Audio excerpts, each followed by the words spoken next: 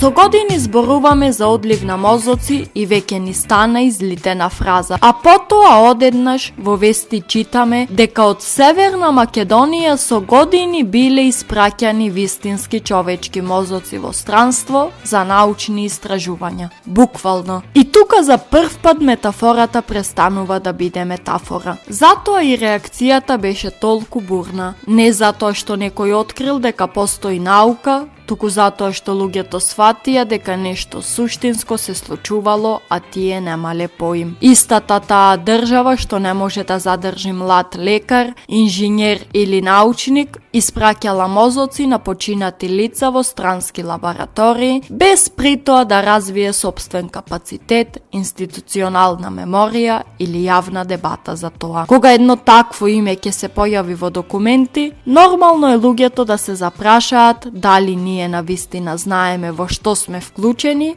или само сме билетивок добавувач. И тука двете приказни, одливот на млади луѓе и испраќањето човечки мозоци, се спојуваат во една непријатна вистина. Македонија премногу често е извор, а премалку субјект. Даваме луѓе, даваме материјал, даваме потенцијал, а за возврат добиваме празни болници, факултети без кадар и чувство дека се важно се случува некаде на друго место. Највознемирувачко во целата приказна не е дали нештото било легално или не. Тоа ќе го утврдат институциите ако навистина си ја завршат работата. Вознемирувачко е што никој не чувствувал потреба да ја објасни на јавноста што точно се прави, зошто се прави и што добива државата од тоа. Како да се подразбира дека не треба да прашуваме. И додека не почнеме да си ги поставуваме тие прашања гласно, ќе продолжиме да извезуваме се што вреди, а да се чудиме зошто дома останува празно.